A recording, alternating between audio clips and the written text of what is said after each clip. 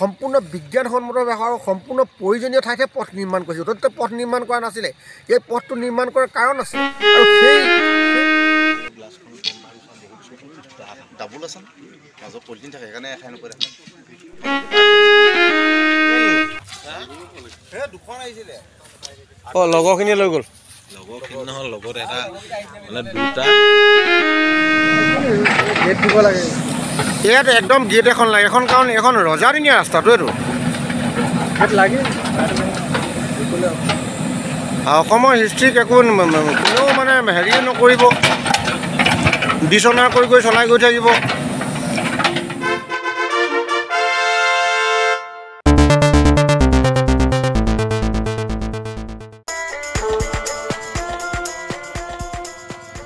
নমস্কাৰ বন্ধুসকল, চাই আছে PNB আছামৰ PNB আছামে। আজি এই মুহূৰ্তত মই আছোঁ এটা ঐতিহাসিক পথৰ ওপৰত, যিটো পথ আহোম স্বৰ্গদেউসকলৰ মৃতদেহ নিয়া হৈছিলে আৰু সেই পথটোৰ নাম হ'ল শনিয়া আলি।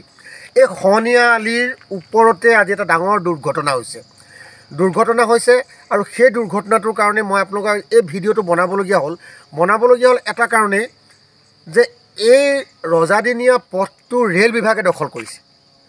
ৰেল বিভাগে পথটো দখল কৰি ৰেল বিভাগৰ এটা ৰেল লাইন তাৰ ওপৰেদি পাৰ হৈ গৈছে, যিটো ৰেল লাইনৰ কাৰণে আজি বছৰ ধৰি মানুহে তাত এখন গেট দিবলৈ কোৱা হৈছিলে আৰু সেই গেটখন নিদিয়াৰ কাৰণে কেইবাটাও দুৰ্ঘটনা ৰেলপথৰ ওপৰত হৈছে। আৰু এই ঐতিহাসিক শনিয়া আলিৰ পৰা মই আজি ভিডিঅ'টো আৰম্ভ কৰিছোঁ। ব'লক আমি যাওঁ, ক'ত ঘটনাটো হৈছে আৰু কেনেকুৱা ধৰণৰ ঘটনা হৈছে ঘটনাবিলাক চাওঁ আৰু তাৰ ভিতৰৰ কাহিনীবিলাক মই আপোনালোকক ক'বলৈ চেষ্টা কৰিম।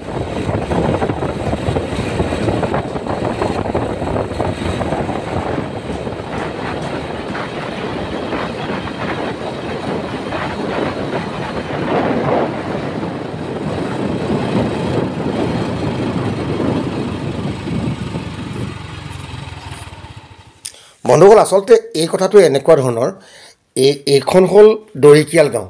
এই গাঁওখনৰ নাম দৰিকিয়াল গাঁও আৰু দৰিকিয়াল গাঁওখনৰ ইয়াত আছে মাউতগাঁও ৰেলৱে ষ্টেচন। মাউতগাঁও ৰেলৱে ষ্টেচনৰ পৰা প্ৰায় 300 মিটাৰ 400 মিটাৰ আঁতৰতে এই পথটো, য'ত আজি দুৰ্ঘটনাটো হৈছে, সেই পথটো তাতে আছে। আৰু সেই পথটোৰ ওপৰতেই এতিয়া এটা লেভেল ক্ৰছিং প্ৰয়োজন আছে। আৰু সেইটো বহুতবাৰ এই গাঁৱৰ ৰাইজে কৈ আছে যে দৰিকিয়াল গাঁওবাসী ৰাইজ, গুমুঠা গাঁৱৰ ৰাইজ, মাউত গাঁৱৰ ৰাইজ আৰু বিভিন্ন অঞ্চলত বহুকেইখন গাঁও ৰাইজ এই পথটোৱে অহা যোৱা কৰে আৰু এই পথটো মই আগেও কৈছোঁ যে পথটো লিংক ৰোড, এটা লেভেল ক্ৰছিং লাগে। মই পুনৰ ক'লোঁ, এইখন দৰিকিয়াল, এই অঞ্চলটোৰ নাম দৰিকিয়াল আৰু ইয়াত ওচৰতে আছে মাউতগাঁও, একদম কাষতে আছে মাউতগাঁও ৰেলৱে ষ্টেচন। মই এতিয়া আছোঁ সেই ৰেলপথৰ ওচৰত, মই য'ত কৈ আছোঁ যে আপোনালোকক যে এইটো হ'ল ঐতিহাসিক শনিয়া আলি। এইটো ৰজাদিনীয়া আলি। এই ৰজাদিনীয়া আলিটোৰ ওপৰেদি নিশ্চয় জানো স্বৰ্গদেউসকলৰ পিছতহে ইংৰাজসকল আহিছিলে আৰু ইংৰাজসকল অহাৰ পাছতহে ৰেলপথ নিৰ্মাণ হৈছিল। আৰু তেতিয়াহ'লে এই স্বৰ্গদেউসকলে নিৰ্মাণ কৰা যিটো পথ, কোনে দখল কৰিলে? পথটো দখল কৰিলে ৰেল বিভাগে এই ঐতিহাসিক পথটোৰ ওপৰেদি এটা ৰেলপথ বনাই লৈ গ'ল। বনাই লোৱাৰ পিছত এই অঞ্চলৰ প্ৰায় 10-20খন গাঁৱৰ ৰাইজ এই পথটোতে অহা যোৱা কৰে। আৰু এইটো এটা কনেক্টিভ ৰাস্তা হয়। চেপন সোণপোৰা পথ আৰু ঐতিহাসিক ৰাজগড়ৰ যোগসূত্ৰ এই পথটোৰ জৰিয়তে হৈছে, এই শনিয়া আলিৰ জৰিয়তে। আৰু তাৰপিছত ৰাইজে বাৰম্বাৰ ইয়াত দাবী কৰি আছে যে ইয়াত এখন গেট লাগে, লেভেল ক্ৰছিং এটা লাগে।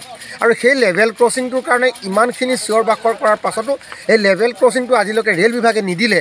আৰু নিদিয়াৰ কাৰণে আজি ৰাতিপুৱা এটা সাংঘাতিক দুৰ্ঘটনা হৈছে, যিটো দুৰ্ঘটনাত ভাগ্যক্ৰমে এজন ব্যক্তিৰ বাচিছে, কিন্তু তেওঁৰ সম্পূৰ্ণ গাড়ী এখন ধ্বংস হৈ গৈছে। ইয়াৰ মূল কাৰণটো হৈছে ৰেল বিভাগৰ অৱহেলা। ৰেল বিভাগে অসমৰ যিবিলাক ঐতিহাসিক সম্পদ, সেই ঐতিহাসিক সম্পদবিলাক সংৰক্ষণৰ ক্ষেত্ৰত ৰেল বিভাগে মাত্ৰ নিজৰ স্বাৰ্থৰ কথা চিন্তা কৰে। আৰু নিজৰ স্বাৰ্থৰ কথা চিন্তা কৰি ৰেল বিভাগে শনিয়া আলিৰ ওপৰেদি যিটো ৰাস্তা বনাইছিলে, ৰাইজে বাৰম্বাৰ কৈ থকা হৈছে যে এইটো ঐতিহাসিক এটা ৰাস্তা। আৰু সেই ৰাস্তাটোৰ ওপৰত অন্ততঃ ৰেল লাইন যদিও বহাইছে ৰাইজৰ সুবিধাৰ্থে, এই অহা যোৱা যিটো পথ, সেই পথটো বনাই দিব লাগে। কিন্তু সেই পথটো নবনাই আজিও বৰঞ্চ আহি পেলাই পথটো সম্পূৰ্ণৰূপে বন্ধ কৰি দিলে।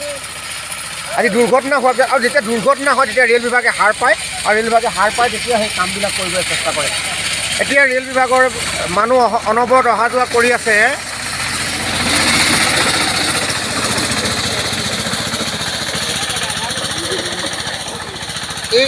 এই পথটোৰ আজি মই যিবিলাক যিটো ঘটনা আপোনালোকে চাই গৈ আছে, দেখুৱাই গৈ আছোঁ, মই যিবিলাক ঘটনা ঘটিছে, আজি যিখন গাড়ী সৌভাগ্যক্ৰমে সেই মানুহজন বাচিছে। ৰেল অনবৰত ইয়াত দৈনিক কমেও 80খনতকৈ ওপৰ ৰেলগাড়ী চলে। এইফালে স্কুল আছে, 2-3খন স্কুল আছে, স্কুলৰ ছাত্ৰ ছাত্ৰী অহা যোৱা কৰে, মানুহ অহা যোৱা কৰে, কৃষকসকল অহা যোৱা কৰে। অথচ এই পথটো বাৰম্বাৰ ৰাইজে দাবী কৰি থকাৰ পাছতো ৰেল বিভাগে বনোৱা নাই। মোৰ প্ৰশ্ন হ'ল, এটা ঐতিহাসিক পথ ৰেল বিভাগে কেনেধৰণে দখল কৰি পাৰিলে, আৰু এই ঐতিহাসিক পথটোৰ বন্ধ কৰি তেখেতসকলে আচলতে আমাৰ ইতিহাসক অপমান কৰিছে। এইটো স্বৰ্গদেউসকলৰ মৃতদেহ নিয়া এটা আলি, খহনীয়া আলি, আৰু এই পথটো নিশ্চিতভাৱে সুৰক্ষিত কৰাৰ ব্যৱস্থা আছে। কাৰণ অসম চৰকাৰে সেইফালেও ইয়ালৈকে পকী বনাইছে আৰু ইপাৰেও পকী বনাইছে, তেতিয়াহ'লে মাজৰ অংশটো ৰেল বিভাগে দখল কৰি ৰাখিছে। ৰেল বিভাগৰ প্ৰতিবন্ধকতাৰ কাৰণে এটা ব্যস্ত পথ বন্ধ হৈ গৈছে। তেওঁলোকে মাত্ৰ ব্যক্তিগতকৰণ কৰিছে। কি ব্যক্তিগতকৰণ কৰিছে? গেটবিলাক, লেভেল ক্ৰছিঙত যিবিলাক গেট দিয়ে সেইবিলাক ব্যক্তিগতকৰণ কৰিলে, আৰু এতিয়া সেইকাৰণে ইয়াত লেভেল ক্ৰছিঙত এটা খৰচ হ'ব বুলি তেওঁলোকে গেট এখন বনাই নিদিয়ে।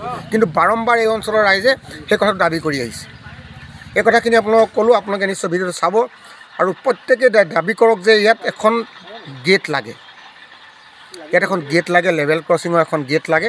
আৰু সেই গেটখন, কাৰণ এইটো এখন ঐতিহাসিক ৰাস্তা, এইটো খহনীয়া আলি। মই ক'লোঁ, বুৰঞ্জীত লুটিয়াই চালে গম পাব যে গড়গাঁৱত যেতিয়া ৰাজধানী পাতিছিলে, তেতিয়া গড়গাঁৱত ৰাজধানী পাতোঁতে স্বৰ্গদেউৰ মৃতদেহ ৰখা হৈছিলে সদায় গুমুঠাত, আৰু গুমুঠাৰ পৰা চৰাইদেউলৈ নিবলৈ হ'লে এই পথটোৱেদি মৃতদেহ নিয়া হৈছিলে স্বৰ্গদেউসকলৰ, আৰু সেইকাৰণে এই পথটোৰ নাম ৰখা হৈছিলে খহনীয়া আলি।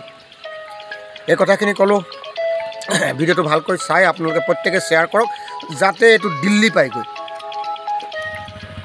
আচলতে এইটো এটা অত্যন্ত ব্যস্ত পথ। এই ব্যস্ত পথটো আপোনালোকে চাওক, এখন গাড়ী ট্ৰেইনে খুন্দিয়াই, আজি ৰাতিপুৱা ট্ৰেইনে খুন্দিয়াই এই গাড়ীখন এনেকুৱা এটা বিধ্বস্ত ৰূপ কৰি পেলালে। আৰু তাৰ মূল কাৰণ হৈছে ইয়াত এখন লেভেল ক্ৰছিং নাই, আৰু লেভেল ক্ৰছিং বিচাৰি থকা হৈছে, বাৰম্বাৰ বিচাৰি থকা হৈছে।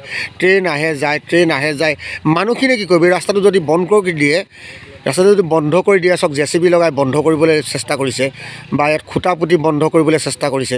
কিন্তু এই মানুহখিনি ক'লৈ যাব, কেনেধৰণে যাতায়াত কৰিব? ইয়াত মানুহজন ৰোগী এজন, ইয়াত 108 এখন কেনেকৈ আহিব? ইয়াত কাইলৈ যদি জুই লাগে, ইয়াত ফায়াৰ ব্ৰিগেড এখন কেনেকৈ আহিব? এই গোটেই কথাবিলাক কাৰো ভাবিবলৈ সময় নাই। মাত্ৰ ৰেল বিভাগৰ নিজৰ যিটো তেওঁলোকৰ সিদ্ধান্ত, সেই সিদ্ধান্ততে ৰেল বিভাগ অটল হৈ আছে। আৰু সেইকাৰণে এই যে তেওঁলোকে নিজৰ সিদ্ধান্তত অটল হৈ আছে, যাৰ কাৰণে আজি এই গাড়ীখন দেখিছে আপোনালোকে, এই গাড়ীখন সম্পূৰ্ণৰূপে ধ্বংস হৈ গ'ল। সম্পূৰ্ণৰূপে এখন ট্ৰেইন আহি গাড়ীখন খুন্দিয়াই থৈ গুচি গ'ল। তাৰপিছত কি হৈছে? তাৰপিছত গৈ পেলাই ৰাইজে নিজেই ধুনীয়াকৈ সুন্দৰকৈ বনাই লৈছিলে। প্ৰথমতে সম্পূৰ্ণৰূপে বন্ধ কৰি পেলাইছিলে। তেতিয়া ৰাইজে যেতিয়া দাবী কৰে, তেতিয়া মাত্ৰ ঠেলা এখন যাব পৰাকৈ এটা ৰাস্তা ৰাখিছে। মাত্ৰ এটা ৰাস্তা নিৰ্মাণ কৰিবলৈ ৰখাৰ ব্যৱস্থা কৰিলে। কিন্তু এই গোটেই ব্যৱস্থাটোত কোন দুখী? আচলতে গোটেই ব্যৱস্থাটোত দুখী হৈছে ৰেল বিভাগে। এই ৰাইজে বাৰম্বাৰ নিবেদন কৰাৰ পিছতো ৰেল বিভাগে ইয়াত এটা লেভেল ক্ৰছিং নিদিয়াৰ কাৰণে আজি গোটেই ঘটনাটো সংঘটিত হৈছে। আৰু এটাই নহয়, ইয়াত কেইবাটাও ঘটনা সংঘটিত হৈছে। ইয়াৰ পূৰ্বেও কেইবাটাও ঘটনা সংঘটিত হৈছে। মাত্ৰ ৰেল বিভাগৰ দুৰ্বলতা। ৰেল বিভাগে মাত্ৰ এই ৰাস্তাটো বন্ধ কৰি পেলাই দায় সাৰিবলৈ চেষ্টা কৰে। কিন্তু জনসাধাৰণৰ সুবিধাৰ্থে যে চৰকাৰে এটা ৰাস্তা নিৰ্মাণ কৰি দিছে, অসম চৰকাৰে এটা ৰাস্তা নিৰ্মাণ কৰি দিছে, সেই ৰাস্তাটো, যি খহনীয়া আলি, সেই ৰাস্তাটো বন্ধ কৰাৰ অধিকাৰ ক'ৰ পৰা পালে? এই কথাবিলাক যোৱাৰ প্ৰয়োজন আছে। কথাবিলাক ঊৰ্ধ্বতম কৰ্তৃপক্ষৰ ওচৰলৈ নিয়াৰ প্ৰয়োজন আছে। সেইকাৰণে যিমান পাৰে সিমান আপোনালোকে ভিডিঅ'টো শ্বেয়াৰ কৰক আৰু কওক যে ইয়াত এটা লেভেল ক্ৰছিঙৰ প্ৰয়োজন আছে, আৰু লেভেল ক্ৰছিংটো দিবই লাগিব। আচলতে এইটো হৈছে উত্তৰ পূব সীমান্তৰ ৰেলপথ, আৰু এই ৰেলপথটো ইয়াত লিডু পৰ্যন্ত গৈছে, আৰু দৈনিক 60খনতকৈ বেছি ইয়াত ৰেল চলে। আৰু এই যিটো আমি আজি ঘটনা হোৱাৰ যিটো অঞ্চল, সেই অঞ্চলৰ পৰা প্ৰায় 4 কিলোমিটাৰ আঁতৰত এটা লেভেল ক্ৰছিং আছে, য'ত পথালিগড় বুলি কোৱা হয়, আৰু আনটো লেভেল ক্ৰছিং আছে শিমলুগুৰিত প্ৰায় 5 কিলোমিটাৰ আঁতৰত। তাৰ মাজত এই ব্যস্ত পথটোত এটা লেভেল ক্ৰছিং দিয়াৰ সম্পূৰ্ণ প্ৰয়োজনীয়তা আছে। শাখা পথত হয়, কিন্তু এটা মেইন লাইনত এটা কিয় লেভেল ক্ৰছিং এতিয়ালৈকে ৰেল কৰ্তৃপক্ষই দিয়া নাই মই পুনৰবাৰ কৈছোঁ যে অসমৰ যি বুৰঞ্জী প্ৰসিদ্ধ এই পথটো এইটো বুৰঞ্জী প্ৰসিদ্ধ পথ সেই পথটো সম্পূৰ্ণৰূপে দখল কৰি ল'লে ৰেল বিভাগে আৰু তাৰ কাৰণে কোনেও এতিয়ালৈকে কোনো এটা সংগঠনে আজিলৈকে এই কথাটোত মাত মতা নাই এটা আইনৰ ব্যৱস্থা লোৱাৰ প্ৰয়োজনীয়তা আছে যে ৰেল বিভাগে যদি আইনৰ ব্যৱস্থা লয় ৰেল বিভাগে ইয়াত এখন নিশ্চিতভাৱে ইয়াত এখন লেভেল ক্ৰছিং দিব লাগিব আৰু দিবই লাগিব কাৰণ এইটো এতিয়া ৰাস্তা নহয় ৰেল অসমলৈ ৰেল অহাৰ আগত নিৰ্মাণ কৰা ৰাস্তা স্বৰ্গদেউসকলে সম্পূৰ্ণ বিজ্ঞানসন্মতভাৱে আৰু সম্পূৰ্ণ প্ৰয়োজনীয় ঠাইতহে পথ নিৰ্মাণ কৰিছিল য'তে পথ নিৰ্মাণ কৰা নাছিলে এই পথটো নিৰ্মাণ কৰাৰ কাৰণ আছিলে আৰু সেই পথটোত ৰেল বিভাগে যেতিয়া এটা ৰেল লাইন পাৰ কৰিবলগীয়া হ'ল তেতিয়াহ'লে সেই পথটো ৰেল লাইন পাৰ কৰি তাত যে এখন যে গেট দিয়াৰ ব্যৱস্থা কৰিব লাগে তাত যে